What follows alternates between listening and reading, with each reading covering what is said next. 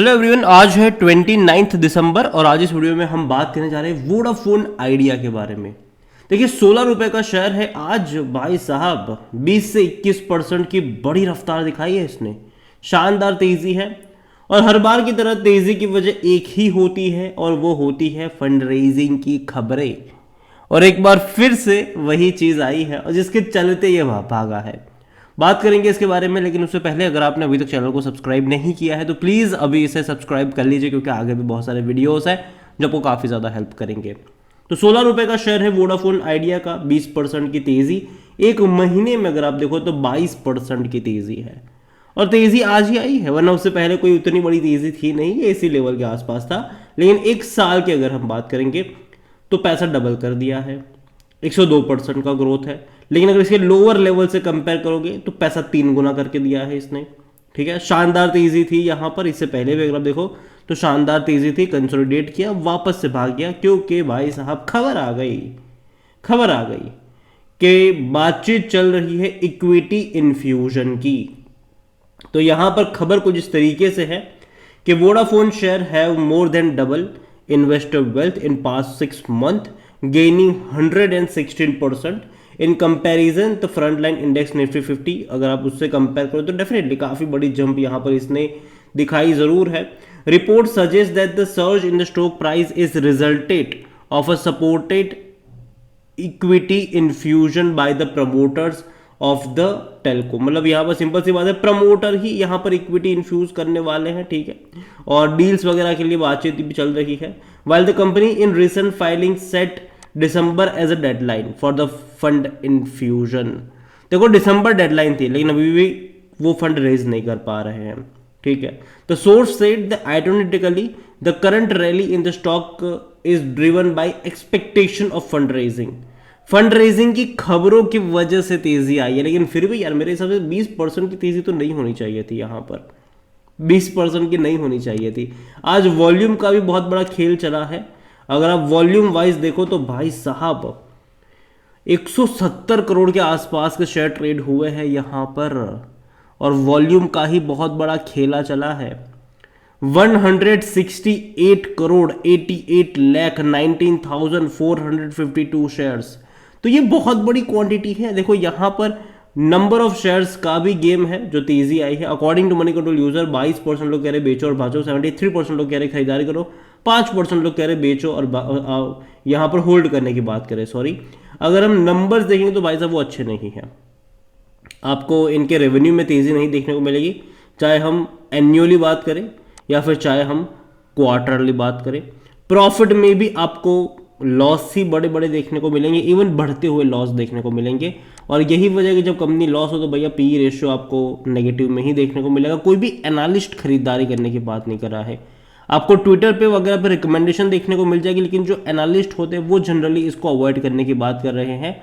और जहां तक शेयर होल्डिंग को लेकर देखें तो प्रमोटर के पास 50.36% की होल्डिंग है, 1.67% म्यूचुअल फंड्स के पास है, 0.17% डोमेस्टिक इंस्टीट्यूशन के पास है, एफआईएल्स 2.46% की होल्डिंग लेकर बैठे हैं, रिटेल और अदर 45.34, जिनमें से रिटेल इन्वेस्टर 3.65% है, अदर पार्टीज 41.69% है, और गवर्नमेंट की जो 33% के आसपास की होल्डिंग बनती है वो इस अदर पार्टीज में ही इंक्लूडेड है।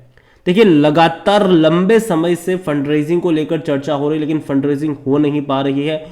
आज की जो खबर आई इक्विटी इन्फ्यूजन को लेकर, फंड रेजिंग को लेकर, डेफिनेटली उसने आज यहां पर ट्रिगर करा जरूर है, लेकिन 20% की तेजी एक्सपेक्टेड नहीं है। ये मेरा मानना है कि 20% की तेजी एक्सपेक्टेड नहीं थी आज यहां पर, क्योंकि कंपनी फंडामेंटली तो वीक है।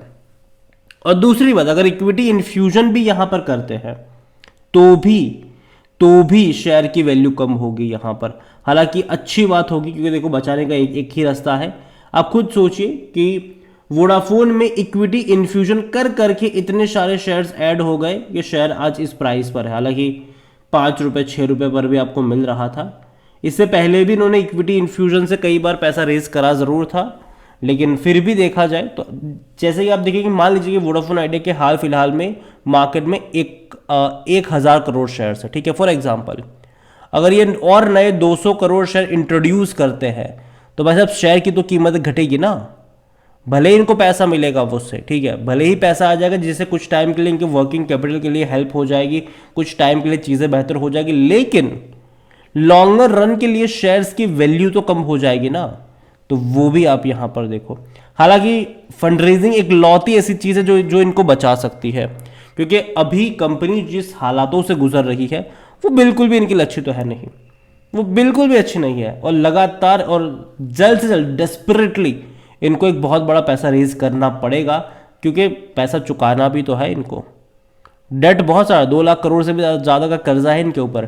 टेलीकॉम को भी हर साल पैसा चुकाना पड़ता है इनको, हालांकि केस वगैरह भी चल रहे हैं उनके, तो वो भी यहाँ पर डिसीजन पेंडिंग, मतलब अभी तो है। और हर साल 5,000 करोड़ रुपए तो इनको चुकाने ही है।